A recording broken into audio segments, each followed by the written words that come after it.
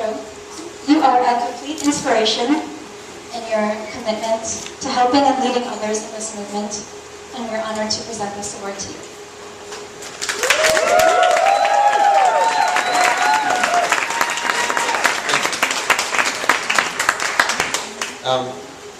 Evening, everybody. I just want to say thank you so much for the incredible work that everyone, the staff, the volunteers, the drivers, the navigators, the board, everybody at Right Rides does, and just echo how incredible it is to just be a part of it and be around it.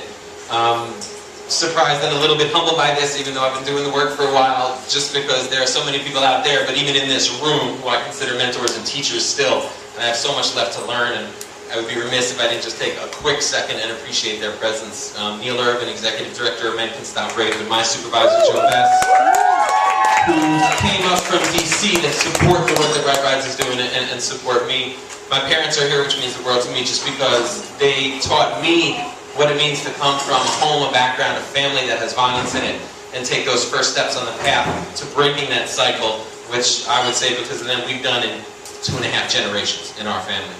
My younger brother, who teaches me everything I know and continues to, and last but not least, my partner, who I hope I've shown 10% of the love and support that she's given me over the years.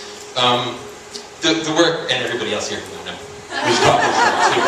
the work we do at Men Can Stop Rape to help communities engage men and boys in preventing these types of violence. If there's one thing we've learned, it's that addressing these issues of gender-based violence is slow work, sometimes painstakingly slow in communities. It's long-term work, it's sustainable work, and one of the keys to our success then and other folks' success is relationships. Is building honest, open, accountable relationships, whether that's working with an individual man or boy in a community or organizationally. And so we're just, I'm personally thrilled, and Men Can Stop Rape is organizationally and professionally thrilled to be a part of supporting Right Rides and the incredible work they've done for almost a decade now in New York City.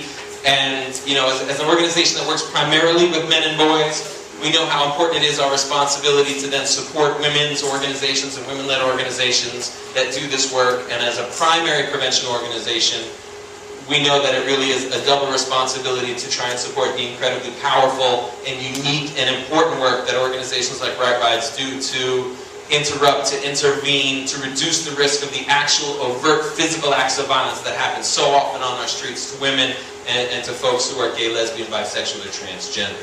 So just to close, just all the folks here, whether you supported Right Rides from its inception or whether you never heard of them until you got here tonight, as deep as you have dug in the past to support them in the work they do, please try and dig deeper, especially in New York City, and especially with this economy. As the economy goes down and nonprofits are struggling, as incidents at the same time of violence against women and LGBTQ folks goes up, and don't think that those two aren't related to some extent, it becomes extra important to really, really support, whether it's in-kind donations, a higher bid at the silent raffle, another check tonight or ongoing, whatever you can do is really important. And as folks that know me know, I'm prone to hyperbole and exaggeration, and that's on you, Dad. I get that from you.